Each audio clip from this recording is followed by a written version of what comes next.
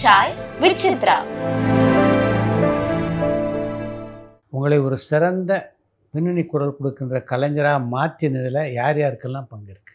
அதாவது ஃபஸ்ட்டு நான் அந்த மைக்கு முன்னாடி நின்னதுக்கு காரணம் என்னோட அம்மா தான் இல்லையா? அது அது அங்கேருந்து ஆரம்பிக்குதுன்னு நினைக்கிறேன். இப்போ ஒரு சிறந்த டப்பிங் கலைஞராக நான் ஆகிறதுக்கான எனக்கு அந்த வாய்ப்பு நல்லா நிறைய வந்த டைமில் இப்போது எனக்கு கல்யாணம் ஆச்சு. 24 இயர்ஸில் நான் கல்யாணம் பண்ணேன். அப்போ என்னோட ஹஸ்பண்டுக்கு தான் அதில் 100% நான் முக்கியத்துவம் கொடுக்கணும். ஏன்னா அவர் என்னை கல்யாணம் பண்ண உடனே மாமியார்லாம் சொன்னாங்க, வேலைக்கு போக வேண்டாம், நீ வீட்டிலே இரு அப்படின்னாங்க. ஸோ அவர் அதுக்கு எனக்கு வாய்ப்பு, I mean if he didn't permit me to do that. அதுக்கப்புறம் தான் எனக்கு 4 கேரளா ஸ்டேட் அவார்டு, ஒரு Tamil Nadu state award, 2 critics Kerala critics award எல்லாமே வந்தது அதுக்கப்புறம் தான். ஸோ எனக்கு அந்த வாய்ப்பு யூஸ் பண்ணக்கூடிய சான்சஸ்ஸு அவர் கொடுத்ததுனால தான். அவர் ரொம்ப ஒத்துழைச்சி எனக்கு ஃபேமிலி பார்த்துக்கிறதுக்கும் குழந்தைய பார்த்துக்கிறதுக்கும் எல்லாத்துக்குமே என் கூடவே இருந்ததுனால தான் எனக்கு அந்த ஆப்பர்ச்சுனிட்டியை யூஸ் பண்ண முடிஞ்சுது. அதுவும் இல்லாமல் நிறைய டைரக்டர்ஸ், இப்போ எனக்கு நிறைய சீனியர் டப்பிங் ஆர்டிஸ்ட்டு, நான் இப்போ ஒருத்தருக்குன்னு நான் சொல்ல முடியாது, நிறைய சீனியர் டப்பிங் ஆர்டிஸ்ட் அவங்கள பார்த்து நான் கற்றுட்ருக்கேன். இப்போ நான் தப்பு பண்ணும்போது அவங்க என்னை கரெக்ட் பண்ணியிருக்காங்க. ஸோ அதை ஏற்றுக்கிற மனசு எனக்கு இருந்ததுனால, and God's blessings above all, எல்லா குருஸ்கிட்டையும் அவன் குருவுடைய அந்த அனுகிரகம் இருக்கிறதுனால தான் என்னால் இப்படி நிற்க முடியுதுன்னு. That is what I believe. Kottayam Shanthi சேச்சின்னு ஒரு dubbing artist, use to dub for Seema சேச்சி அண்ட் சாந்தி கிருஷ்ணா, அந்த மாதிரி டப்பிங் பண்ணிகிட்டு இருந்தாங்க. அண்டு ஆனந்தவல்லி சேச்சி, அவங்க அதான் எனக்கு சீனியர்ஸாக நான் பார்த்து வளர்ந்தவங்க. அப்போது அவங்கக்கிட்டேருந்து எல்லாமே நான் ஐவ் கிராஸ்ப்ட் வாட் எவர் அவங்க என்ன பண்ணுறாங்க, எப்படி அந்த இமோஷன் கொண்டு வராங்க. நம்ம பார்க்க தான் முடியும், பட் பை காட்ஸ் கிரேஸ் அது உள்ளேருந்து நம்ம த்ரோட்டில் வரணும் இல்லையா? அது நம்மளா முயற்சி எடுத்தால் தான் உண்டு. And my sincere dedication and passion, இந்த ஒரு ஜாபு எனக்கு தட்ஸ் மை பேஷன் ஆக்சுவலி. இப்போ அப்போல்லாம் ஸ்டார்டிங்கில் என்ன ஏதுன்னு தெரியாமல் உள்ளே வந்தாலும் I just love this job. அந்த டப்பிங்கிறது எனக்கு அவ்வளோ ஒரு நான் தெய்வீகமாக பார்க்குறேன். ஸோ நான் செய்கிற தொழிலை நான் தெய்வமாக பார்க்கறதுனால I just love to do it. ஒரு பின்னணி குரல் கொடுக்கின்ற கலைஞர்கள் சாதாரணமாக எதிர்கொள்ளுகின்ற பிரச்சனைகள்லாம் என்னென்னு நினைக்கிறீங்க? காம்படிஷன் தான் இருக்கும். காம்படிஷன் இன் த சென்ஸ், இப்போ நிறைய ஒரு 3000 பேர்கிட்ட இப்போ டப்பிங் ஆர்டிஸ்ட் இருக்காங்க. இருந்தாலும் ஒரு 40-50 பேர் தான் ஆக்டிவாக ஃபீல்டில் இருப்பாங்கன்னு நினைக்கிறேன் நான். பிகாஸ் நிறைய ஆர்டிஸ்டே அவங்களே பேசிடுறாங்க இல்லையா? இந்த இதில் போட்டி இருக்கும். இப்போ ஃபார் எக்ஸாம்பிள், இப்போ நான் ஒரு கேரக்டருக்கு நான் பேசுகிறேன், என்னை அப்ரோச் பண்ணுறாங்க. இப்போ நான் ஓகே எனக்கு இவ்வளோ அமௌண்ட்டுன்னா நான் வரேங்க அப்படின்னு சொல்கிறேன்.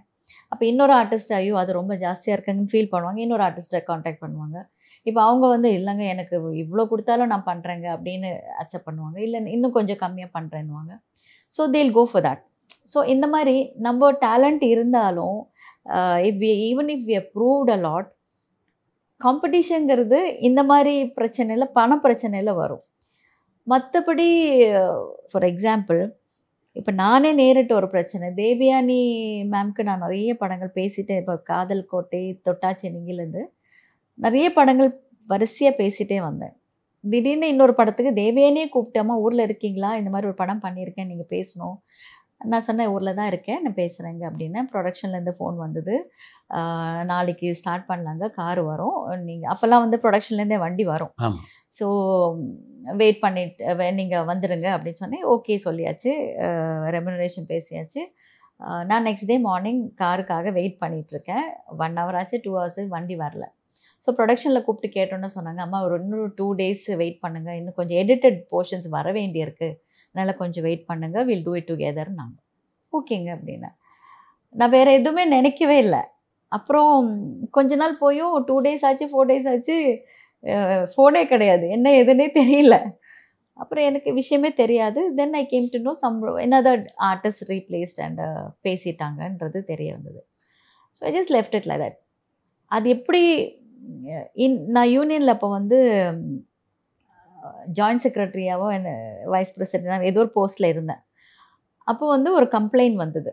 இந்த ரெப்ரசன்டேட்டிவ்ஸ் இருக்கு இல்லையா எங்களுக்கு, அந்த ரெப்ரசன்டேட்டிவ்ஸ் வந்து அவங்க மூலமாக தான் நான் நம்ம டப்பிங்க்கு போகணும் ஆக்சுவலாக.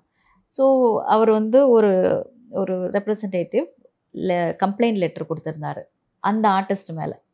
என்னன்னா ஸ்ரீஜா பேச வேண்டிய வேலையை கட் பண்ணினாது உங்களுக்கு கொடுத்தது இந்த மாதிரி எனக்கு கமிஷன் நீங்கள் ஃபுல்லாக கொடுக்குறேன், பைசாவே வேண்டான்னு சொல்லிட்டு தான் நீங்கள் பண்ணது. இப்போ அதையும் கொடுக்காம எனக்கு பைசா வர வேண்டியது வரலைன்னு சொல்லி அவர் கம்ப்ளைண்ட் கொடுத்தாரு. அப்போ அந்த ஆர்டிஸ்டையும் அவங்களையும் கூப்பிட்டு விசாரித்தப்போ தான் இதுதான் மேட்ரு நடந்திருக்கு, இப்படி தான் அந்த வாய்ப்பு அவங்களுக்கு போச்சுன்றது தெரிய வந்தது. ஸோ அந்த மாதிரி அதெல்லாம் வந்து ஒரு நம்ம நினச்சே பார்க்காத ஒரு காம்படிஷன், ஹெல்தி காம்படிஷன் கிடையாது அது. உள்ளுக்குள்ளே இது பண்ணுறது that is not fair also. ஒரு ஆர்டிஸ்ட்டை கூப்பிட்டு பேசுகிறதுக்கான இது ரெடி ஆன பிறகு வேற ஒரு எனக்கு எப்படின்னா அந்த வாய்ப்பு வாங்கி கொடுங்க. அதுக்கப்புறம் அந்த ஆர்டிஸ்ட்டே ஒரு 4-5 படம் அந்த தேவயானிக்கு பேசிட்டாங்க. ஸோ அந்த மாதிரி சேலஞ்சஸ் வரும். அப்புறம் எவ்வளோதான் நம்ம ப்ரூவன் ஆர்டிஸ்டாக இருந்தாலும் வாய்ஸ் டெஸ்ட்டுன்னு ஒன்று இருக்குது தமிழில் மட்டும். மலையாளத்தில் அப்படி கிடையாது. மலையாளத்தில் தெரியும், ஸ்ரீஜா வாய்ஸ் இது கரெக்டாக இருக்கும், இல்லை ரவீனா வாய்ஸ் கரெக்டாக இருக்கும், இன்னொரு ஆர்டிஸ்ட் வாய்ஸ் கரெக்டாக இருக்கும்ன்றது மோஸ்ட் ஆஃப் தி ஆர்டிஸ்ட். ஏன்னா இட்ஸ் எ ஸ்மால் இண்டஸ்ட்ரி. இப்போ நான் இங்கே வந்து நிறைய புது டைரக்டர்ஸ் அவங்களுக்கு தெரியாது இல்லையா. ஸோ எப்படியும் மினிமம் ஒரு 5 to 10 வாய்ஸ் ஆர்டிஸ்ட்டை டெஸ்ட் பண்ணி தான் அவங்களுக்கு யார் சூட்டபுள்னு சொல்லி எடுப்பாங்க. இப்போ தேவயானிக்கு ஜீனின்னு சொல்லி ஒரு படம் பேசியிருக்கேன். அதுவும் அவங்க நிறைய பேரை டெஸ்ட் பண்ணாங்க, இன்னொரு ஆர்டிஸ்ட் பேசினதை ரீப்ளேஸ் பண்ணி தான் என்ன ஓகே பண்ணியிருந்தாங்க. ஸோ அந்த மாதிரி கஷ்டங்கள் இருக்குது. இதில் வந்து ஒரு பிளேஸ்மெண்ட்டுக்கு போகணுன்னா you have to really work hard. உங்கள் பெர்ஃபார்மன்ஸ் நல்லா இருக்கணும். அண்ட் நீங்கள் எக்ஸல் பண்ணிங்கன்னா மட்டும்தான் people will come for you. Voice மட்டும் நல்லா இருந்தால் பத்தாது, பெர்ஃபார்மன்ஸில் கான்சன்ட்ரேட் பண்ணணும். உங்களோட உழைப்புக்கேற்ற ஊதியம் கிடைக்கிறதா நினைக்கிறீங்களா? இப்போ கிடைக்குது. அந்த காலத்துலலாம் remuneration was very very less. காம்படிஷனும் நிறையவே இருக்கும்.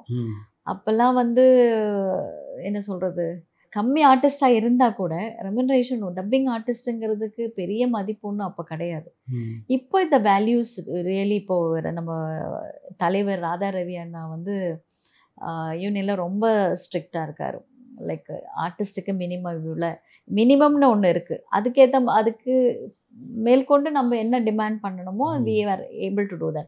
அப்போல்லாம் யூனியன் கிடையாது இல்லையா. ஸோ யாராவது கொடுக்குறேன்னு சொல்லி கொடுக்கலன்னா கூட நம்ம எங்கேயும் போய் கம்ப்ளைண்ட் பண்ணியாது கேட்க முடியும். எவ்வளோ எனக்கு அப்போல்லாம் செக்ஸ் சின்ன அமௌண்ட்டாக தான் இருக்கும், ஆனால் செக்கு வரும், அது அப்படியே பவுன்ஸ் ஆகி நிற்கும். அந்த மாதிரிலாம் நிறைய அனுபவம் உண்டு. ஏன்னா இப்போ அந்த கொஞ்சம் எல்லாருக்கும் அந்த யூனியன் இருக்கிறதுனால ஒரு பயம் இருக்குது. நீங்கள் பேசுகிறதுக்கு ரொம்ப கஷ்டப்பட்ட கதாபாத்திரங்கள் ஏதாவது இருக்கா? வேறு மொழியிலேருந்து வர ஆர்டிஸ்ட்டுங்களுக்கு பேசும்போது கொஞ்சம் சேலஞ்சிங்காக இருக்கும். அம்மா நான் போயிட்டு சாயந்தரம் வரேம்மா அப்படிங்கிறது அவங்க பாஷை தெரியாததுனால அம்மா நான் போயிட்டு சாயந்தரம் வரேம்மா இப்படின்னு இருக்கும். அப்போ நம்ம வந்து அம்மா நான் போயிட்டு சாயந்தரம் வரேம்மா அப்படின்னு நம்ம அந்த எல்லாம் போட்டு பேட்ச் பண்ணி தெரியாத மாதிரி பண்ணுறதுக்கான ஒரு சேலஞ்சஸ் இருக்குது. ஏன்னா அவங்களுக்கு பாஷை தெரியாததுனால. மற்றபடி கொஞ்சம் கொஞ்சமாக லேர்னிங் ப்ராசஸில் தானே நானும் சின்னதுலேருந்து ஸ்டார்ட் பண்ணது. ஸோ அதனால it was okay for me. உங்களுக்கு மிகப்பெரிய பாராட்டை பெற்று தந்த படம் அப்படின்னு அதை சொல்லலாம். அதெல்லாம் டப்பிங் முடித்து இறங்கும் போது சொல்லுவாங்க சார். அதாவது ஆமாம், டப்பிங் நம்ம உள்ளே ஏறத்துக்கு முன்னாடி அம்மா அவங்க சரியாக பெர்ஃபார்ம் பண்ணல, நிறைய ஏன்னா வேறு மொழி ஆர்டிஸ்ட்டு நிறைய மிஸ்டேக்ஸ் பண்ணியிருக்காங்க, நம்ம அதை கொஞ்சம் நல்லா பில்டப் பண்ணி கொண்டு வரணும் அப்படின்லாம் சொல்லுவாங்க. நம்ம பேசி வெளியே இறங்கும் போது எப்பா அந்த கேரக்டர் இப்போ தான் உயிர் வந்தது அப்படின்வாங்க. அதை முடிச்சுட்டு நம்ம அங்கேருந்து போன பிறகு அந்த 100 days ஃபங்க்ஷனுக்கு கூட அழைக்க மாட்டாங்க. ஆமாம், இப்போது பிரியாத வர வேண்டும்ன்ற படம் நிறம்னு வந்தது மலையாளத்தில். அதுதான் ஃபஸ்ட்டு வந்தது. என்ன சொல்கிறது, அவ்வளோ ஹிட்டாக இருந்தது அந்த படம். நிறைய படங்கள் அந்த மாதிரி சூப்பர் ஹிட்டாக இருக்கும், ஆனால் டப்பிங் ஆர்டிஸ்ட்டை மறந்துடுவாங்க. என்னென்ன இல்லை, டப்பிங் ஆர்டிஸ்ட்னு அந்த கேட்டகரியே அப்படியே மறந்துடுவாங்க. Very rarely people call. அது இப்போ பரவாயில்லன்னு நினைக்கிறேன் நான். அப்போல்லாம் வந்து சில படங்களுக்கு கூப்பிட்டுருக்காங்க, இல்லைன்னு சொல்லலை. ஆனால் மோஸ்ட்லி டப்பிங் ஆர்டிஸ்ட்டுங்கிற அந்த ஒரு கேட்டகரியை வந்து இப்போ ஒரு சிங்கர்ஸ்க்கு இருக்கிற அந்த ஒரு ரெஸ்பெக்ட் அண்ட் அவங்கள நம்ம எவ்வளோ உயர்த்தி பார்க்குறோம், ஐயோ எவ்வளோ அழகாக பாடியிருக்காங்க. அந்த மாதிரி இப்போ பரவாயில்ல. நான் வாட் ஐம் சேயிங், ஒரு டைமில் அப்பா அவ்வளோ அவ்வளோ உயிர் கொடுத்துருக்காங்களே. அந்த டப் பண்ண ஆர்டிஸ்ட்டு கூட ஒரு இன்டர்வியூவில் பேசுறது ரொம்ப ரேர். எனக்கு இவங்க தான் பேசியிருக்காங்க, ரொம்ப நல்லா பண்ணியிருக்காங்க. ஒரு வேளை சரி ஒவ்வொரு ஆர்டிஸ்ட்டுக்கும் அவங்களே பேசினா இன்னும் பெட்டராக இருக்குன்ற ஃபீல் இருக்கலாம், அது தப்பு கிடையாது. ஏன்னா நானும் இப்போ ஒரு ஆர்டிஸ்ட்டாக இருக்கிறதுனால இன்னொரு ஆர்டிஸ்ட் பேசுனா எப்படிங்கிறது என்னால் ஏற்றுக்க முடியுமான்றது எனக்கு தெரியல. ஸோ அதே மாதிரி எல்லா ஆர்டிஸ்ட்டுக்கும் அந்த ஒரு காவ்யா மாதவனே பேசணும்னு சொன்னாங்கம்மா, அவங்களுக்கே பேசணும்னு ஆசை இருக்குது, அதனால் பட் ப்ரொடியூசர்ஸ் ஒத்துக்கலை அப்படின்னு சொல்லுவாங்க. சரி அவங்க ஆசை வந்து தப்பே கிடையாது, பிகாஸ் அவங்க அவ்வளோ அழகாக பெர்ஃபார்ம் பண்ணியிருக்காங்க. அவங்க பேசினா இன்னும் கொஞ்சம் நல்லா வரும்ன்ற ஒரு எக்ஸ்பெக்டேஷன் அவங்களுக்கு இருக்கும். பட் அந்த வாய்ஸ் டெக்ஸ்சர் வந்து அதுக்கு மேட்ச் ஆகாததுனால தான் நம்மளை இன்னொரு டப்பிங் ஆர்டிஸ்ட்டை ஆப்ட் பண்ணுறாங்க. ஒரு ஊமையாக ஒரு படத்தில் நடித்தாங்க அவங்களும் ஜெயசூரியன் ஹீரோ. அது ஃபுல்லாக அவங்களே டப் பண்ணாங்க. ஆனால் கம்ப்ளீட்டாக டைரக்டர் வினயன் அதுக்கு மலையாளத்தில் டப் பண்ணப்போ அவங்க பண்ண ஃபுல் ட்ராக்கு மாற்றி என்ன டப் பண்ண வச்சாங்க. சரி இப்போ கேட்கலாம், அது என்ன ஊமை தானே, அதில் என்ன இருக்குது, அவங்க பேசினா என்ன நான் பேசினா. ஸோ என்ன அந்த வாய்ஸ் டெக்ஸ்சர்னால கொஞ்சம் ஸ்வீட்டாக வேணுங்கிறதுனால தான் டைரக்டர் அதை மாற்றினார். ஸோ அந்த மாதிரி விஷயங்கள் இருக்குது. இப்போ சில இயக்குனர்கள் நீங்கள் பேசும்போதே ரொம்ப நல்லா இருக்குது அப்படின்னு உங்களை பாராட்டுவாங்க. ஆமாம். சில இயக்குனரில் அவ்வளோ எளிதில் நீங்கள் திருப்திப்படுத்த முடியாது. என்ன பேசினாலும் இல்லைம்மா இன்னும் கொஞ்சம் இல்லை வேறு மாதிரி அப்படின்னு சொல்லிகிட்டே இருப்பாங்க. ரொம்ப கம்மி தான். அப்படியா? ஆமாம். ஏன்னா இப்போது நானே ஒரு 3-4 டைப் இப்போ டைரக்டர் ஓகே சொன்னால் கூட மோஸ்ட் ஆஃப் த டைம் எனக்கு திருப்தி ஆகாமல் இருக்கும். இல்லை சார் இன்னும் வன்மோ போகலாம் அப்படின்னு நானே கேட்பேன். தேவையில்லை எல்லாரும் சொல்லுவாங்க, என் பொண்ணே திட்டுவாங்க, அவங்க தான் ஓகே சொல்லுவாங்க உனக்கு என்னம்மா இது அப்படின்வாங்க. பட் எனக்கு அது திருப்தியாக இருக்குது, இன்னும் கொஞ்சம் பெட்டராக பண்ணலாமான்றதுனால இன்னும் கொஞ்சம் பெட்டராக பண்ணும்போது 4-5 ட்ராக்கு இருக்கும்.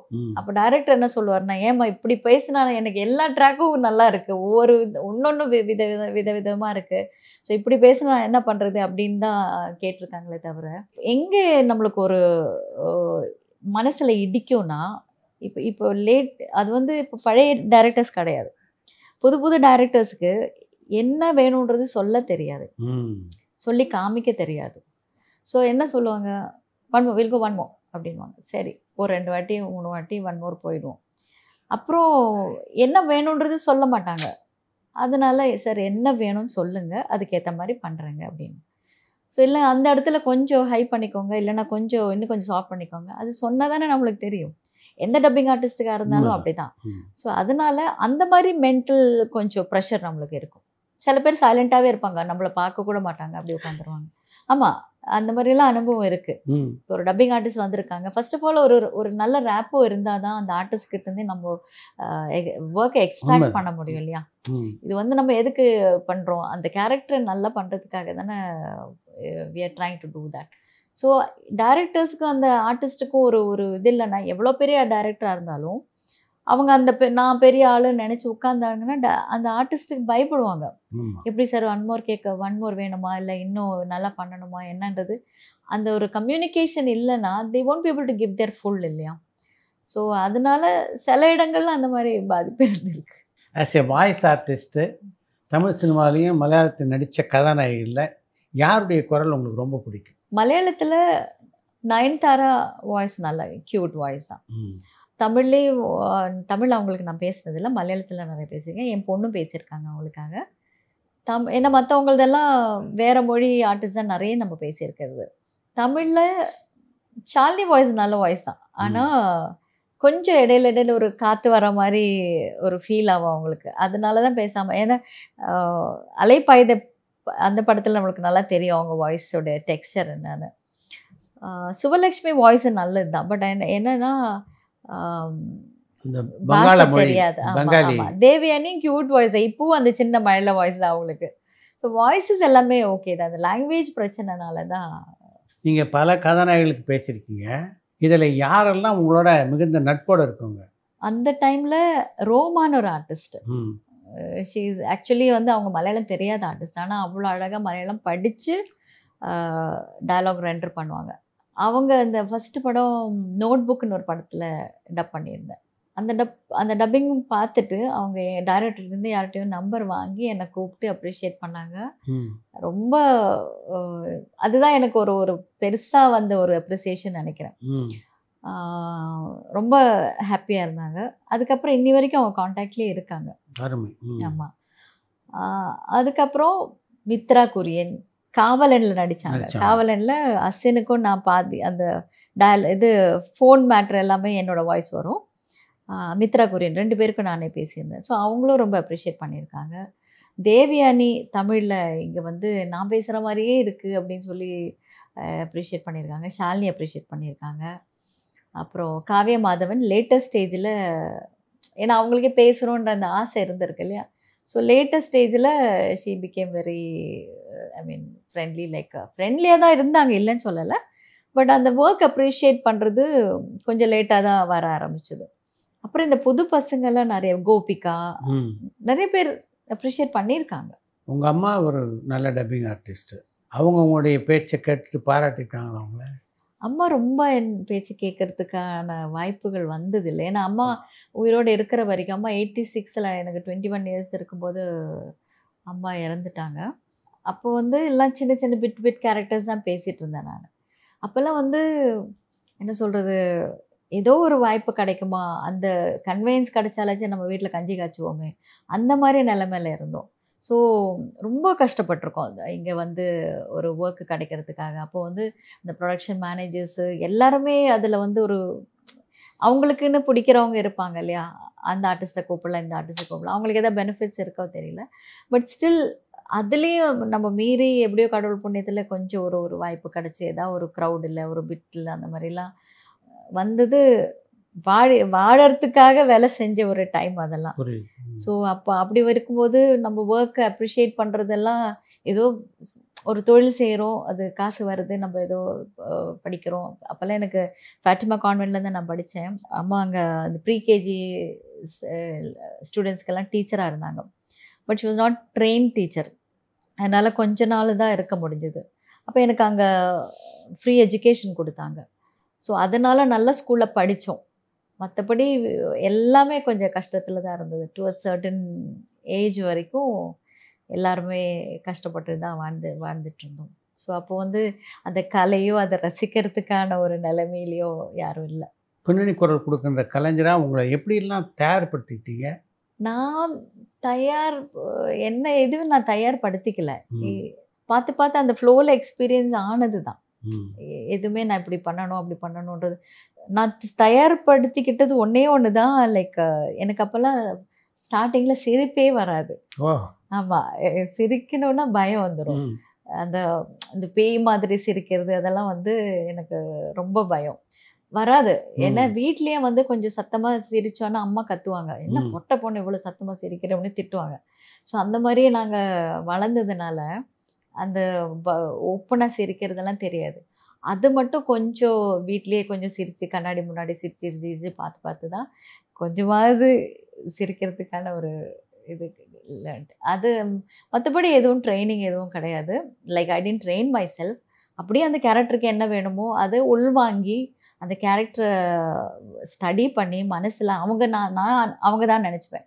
இப்போ நயன்தாரா ஸ்க்ரீனில் இருந்தால் கூட நான் தான் நயன்தாரான்ற மாதிரி I will place my self there and I behave, அவ்வளோதான். நீங்கள் பேசுகிறதுக்கு கஷ்டப்பட்ட படம் ஏதாவது உண்டா? நேதாஜி.